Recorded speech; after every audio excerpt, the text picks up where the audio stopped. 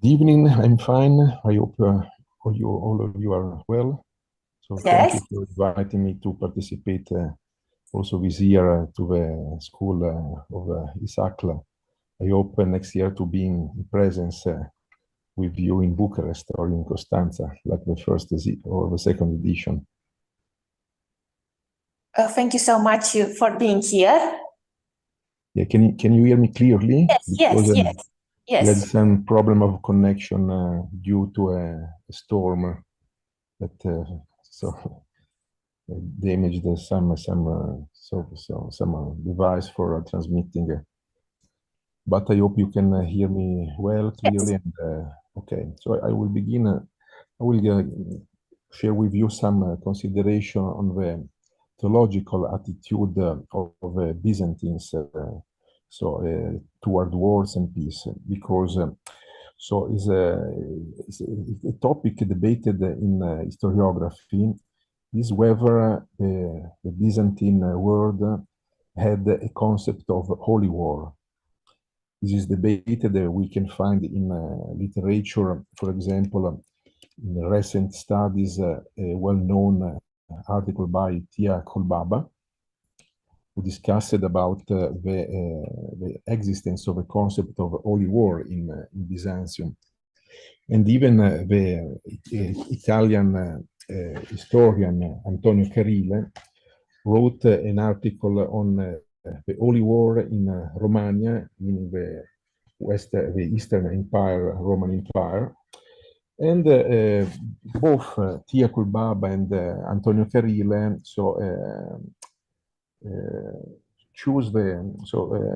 agreed about the existence of a concept of holy war in Byzantium. For example, Carile showed how, looking at the iconography of holy warriors or that are in train of fighting against the barbarians. So in Byzantium, we find the heritage, the legacy of the ancient concept of a contraposition between civilization, the Greek civilization, and the barbarians. So the holy warrior in Byzantium was someone who fought against the barbarians in order to establish again the cosmic order that has been destroyed or cancelled by these waves of evil.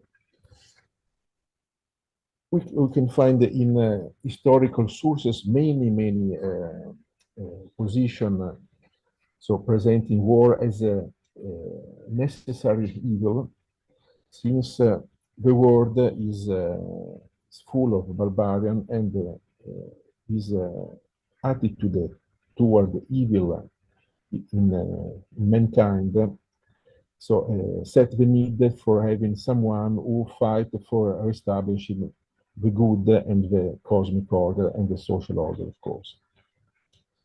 In Byzantium, of course, the barbarians were also people that were not Christians. So they were enemies of the cross and enemies of the Roman Empire. So we can say that the holiness between soldiers since the 5th century is a way to conceive war as a defense of Christianity.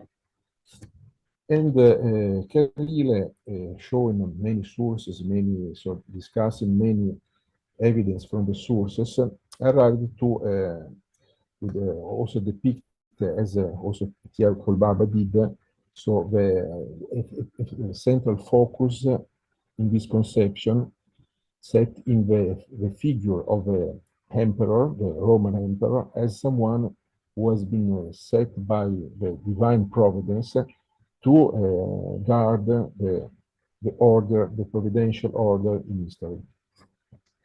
So, finally, also Carile and Kolbaba discussed all the position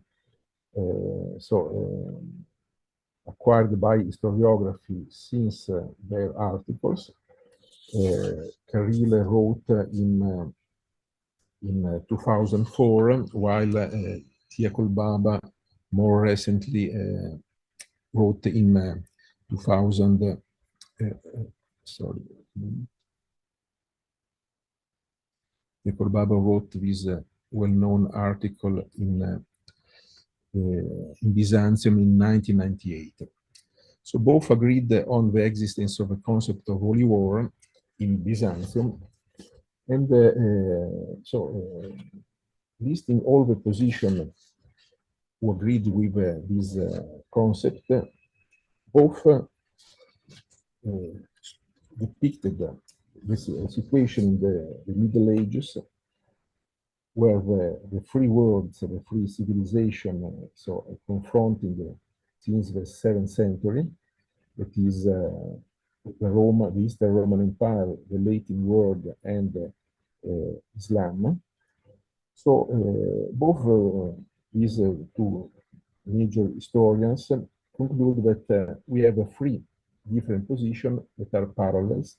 That is the Holy War in Byzantium, the Crusades in the West, the Latin West, that developed also as a theology of war since 12th century, since 11th century, sorry, but also the jihad in Islam.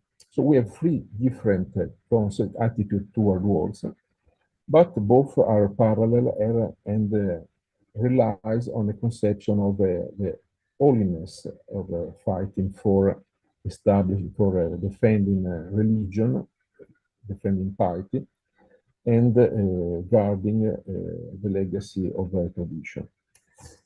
This position is not the only position in historiography, since we find also different reading. For example, the reading made by Warren Threadgold, who challenged this idea of existence of holy war in Byzantium. So Threadgold observed that in Byzantium we had more war of defense and the war and civil wars than war for expanding the borders of empire. After Justinian, so the Roman Empire, the Eastern Roman Empire, that is the Romania, the Roman Empire itself, never went over the borders that Justinian set in the 6th century. So after Justinian, the empire began to crash into more and more little lands, losing the lands that were conquered by Islam, so had the constant tension on the eastern border with the Persians until the Islam defeated the Persian Empire. But what is more important that this the factor observation about the fact that Byzantium did not fight for expanding over the Justinian borders, but we don't find in the sources any expression that can allow the interpretation of holy war in Byzantine ideology. We don't find any source speaking about holy war. Of course, for understanding or better deepening this problem, we have to look at the theological background that oriented the whole Byzantine society. And I think this well-known passage has been already discussed in this summer school. So we have to come back to, of course, the concept of peace and war according to the gospel. Since this vision, this distinction between the peace, the interior peace, the inner peace, spiritual peace that the gospel so set as a goal for human life, and the peace according to the word. So you remember that when Christ resurrected, go to his disciples and said, I give you my peace, I don't give you as the world give a peace. So this passage from the Gospel of John is very important, since in the Gospel we find the division, so the distinction between two concepts of peace, and consequently two concepts of war. It is the peace according to the Spirit, the peace of Jesus. It is not a peace that you can reach by fighting with armies in this world, and the peace that is gained by fighting, and this is not like the spiritual peace, but is you can say a rest in combats. On the other side, we have the holy war, that is the inner war, so the fight against our own passions. And on the other side, the war in itself, that is the fighting by armies and violence. So the fathers, receiving, of course, all this theology of peace and war coming from the gospel, developed on this basis these two concepts. And we can find a very long tradition, very important, and spread everywhere in spiritual sources, speaking of the spiritual peace and the holy fight against passions. That is war as a metaphor of the ascetic for gaining, so for fighting and defeating our own sins and passions. And on the other side, the war that is according to the fathers and to the cultural and ideological attitude that Byzantium inherited from the fathers, that the war, the worldly war, is something that cannot be avoided. So the fathers, following the gospel, focused on developing the inner war against passions, and this inner war as its goal in reaching the ediția, that is the peace of passions in someone's soul. Because of that, the father never developed a theology, a political theology of peace and war. So the fathers preached for the justice. They they shared this compassion for the victims, but they never tried to develop a theological, political theology of war and peace, because according to them, the scenario of constant violence, war, and murdering is the consequence of a sin, and this cannot be avoided. Otherwise, this cannot be avoided outside the spiritual life. So there cannot be a solution for violence and war until the eschatological fulfillment of history.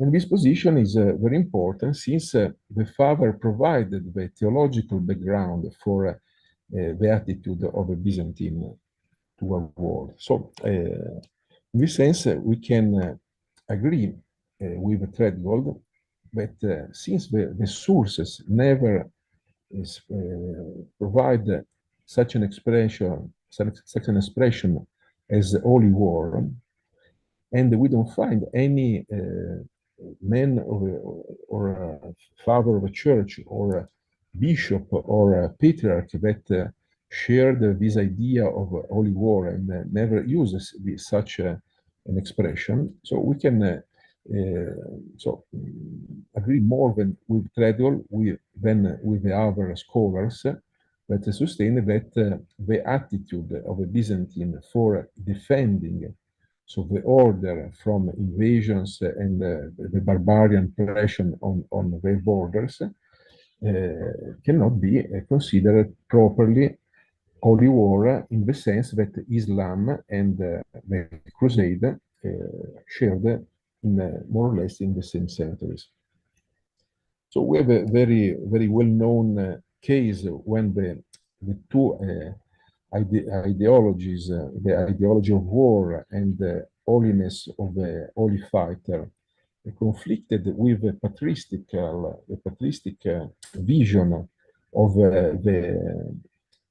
being war something that is not allowed and is only a necessary evil of history.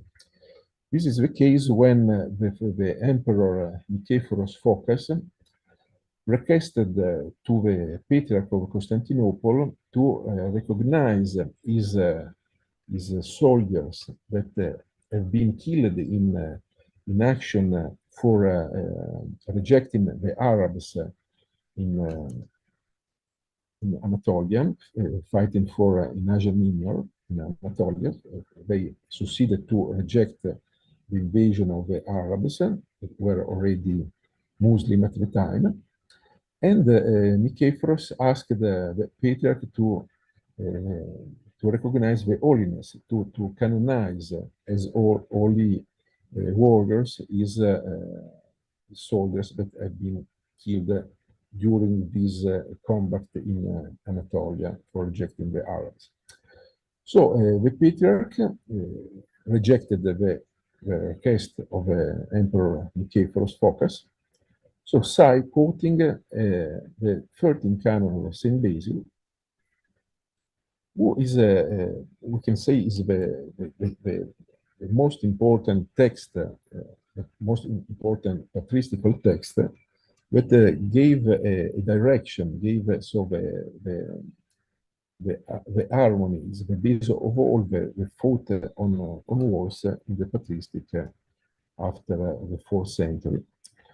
So Basil said, our fathers did not consider killings in war to be murders, but, in my opinion, pardoned those who fight in defense of virtue and piety. Still, it is perhaps well to advise them to abstain only from communion for 3 years, since their hands are not clean. So you can see Basil acknowledged the necessity for fighting in history, in this world, in the worldly history, because war is part of history, part of his world, is a part of a decayed world after sin. And so is not a voluntary murder. So the soldier who fight for defense is not a killer, but is not holy at all, because his hands are not clean. His hands are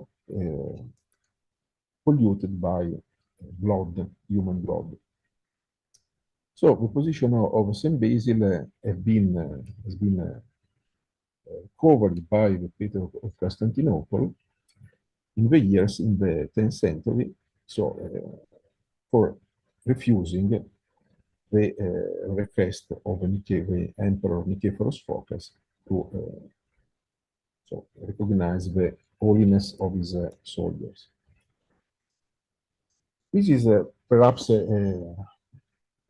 too abused quotation, but I think is a paradigmatic quotation that can open windows on the attitude of the fathers toward violence and war. So we can conclude that the fathers had an attitude, a practical attitude toward the world, since war is a part of this decayed world, and according to the gospel, so violence is what united man to the father of violence, that is the devil.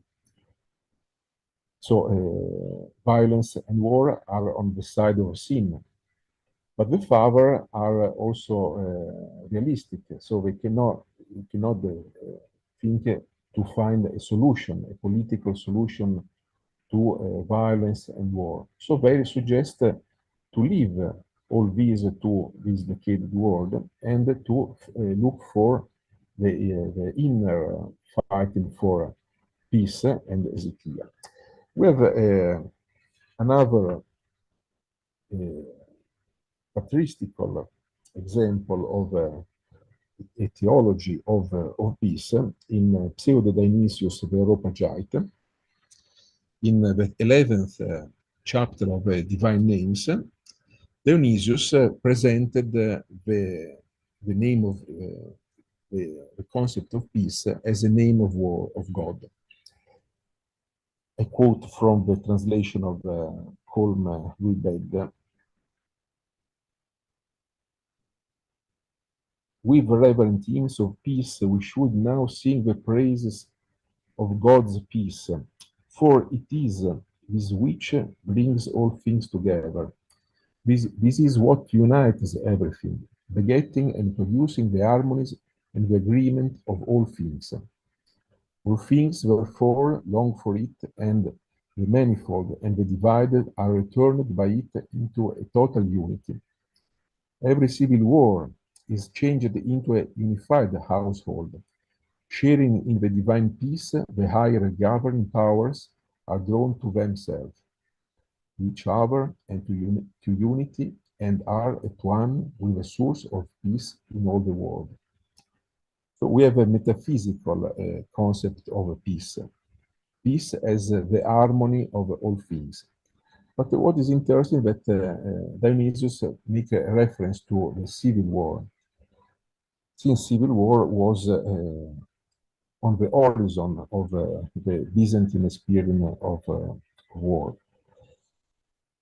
And in another passage in the same chapter, so Dionysius side the concept of peace, that is the divine name of peace, to the name of Ezekiel.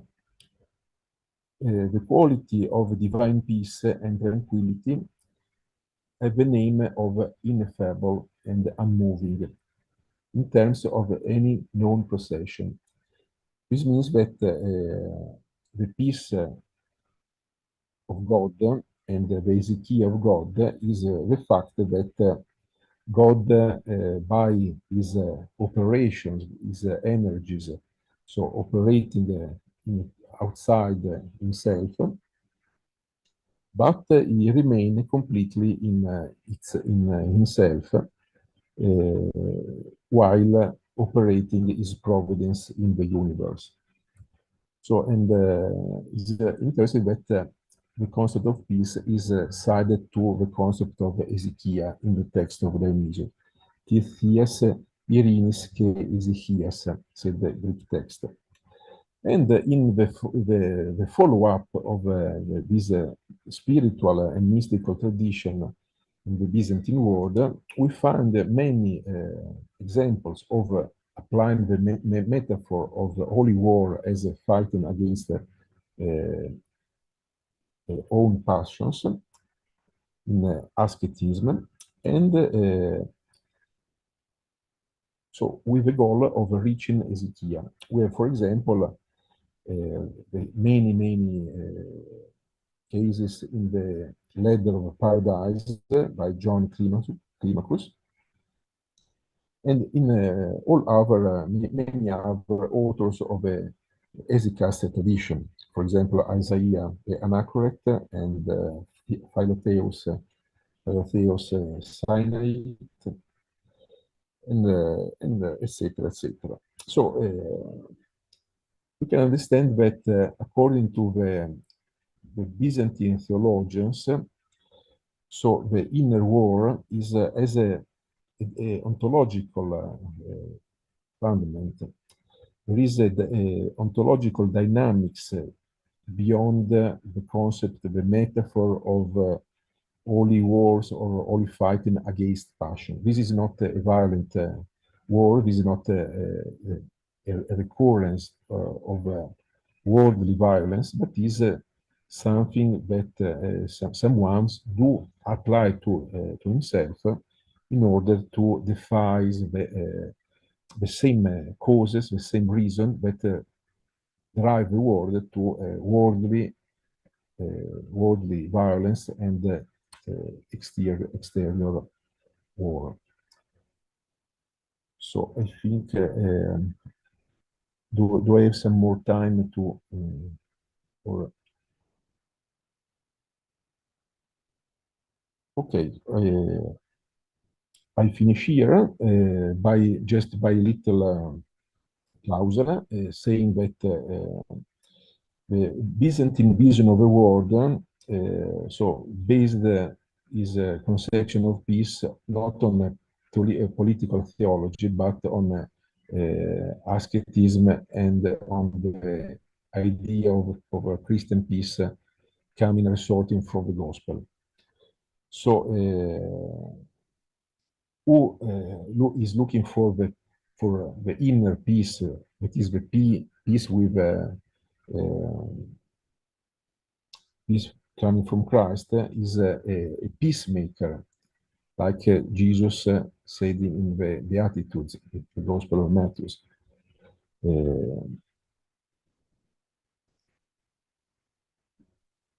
Blessed are the peacemakers, for they will be called the sons of God. So on the other side, we don't have any attempt to develop a political theology of peace. So this is due to the evangelical realism followed by the fathers and the Byzantine theologians, and who is demanded to defend the peace, the order of peace in the historical life, in history. So it is not the church. So the holy man is not looking for holy war outside himself, but is the empire, according to the Justinian concept of symphonia. So, and the church left to the empire the task to defend civil peace and the order of justice in the empire. This configuration of relationships between state and church in the Roman Empire, in the eastern part of the Christian world, is what makes the difference with Latin West. So while in the Latin West we have a justification by the church in promoting the crusades and invited fighters for fight against who not share the same faith. We don't have any other examples of this kind of in Byzanz, and we can recognize that the theological mindset, the development of by the fathers of the concept of peace and war, or the evangelical concept of peace and war, and finally the Justinian model of symphonia, so it is to that the Byzantine ideology developed in the way we can find in the Islamic world and in the Latin West. Thank you very much for your attention. Thank you so much, Professor Mainoldi,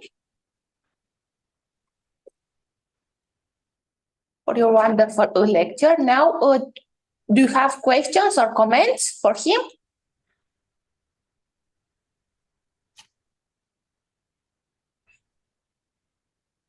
I think there is something in the chat.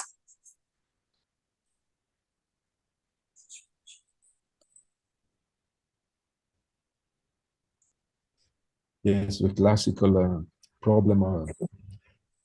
So the words of Jesus, I did not come to bring peace, but this world. So, of course, we have to interpret these these words by Jesus as an invitation to the inner war. So otherwise, there will be a conflict between these words and the words he said to his disciples, don't look for, I don't give you the peace according to the word. So it's quite evident that this division, this separation that the word sword imply in this passage is something that implies the separation from passions. At least, so one can say, maybe it's not that, but in the Byzantine world, the interpretation of this word by Jesus never so gave room to never give space to interpretation of holy war. At least we don't have any evidence from Byzantine sources about the development of this word of the gospel in the direction of justifying violence and holy war. So for the fathers and the Byzantine theologians, but also for the emperors, war and violence is something necessary for defending the order of Romanitas, and not something for expanding that.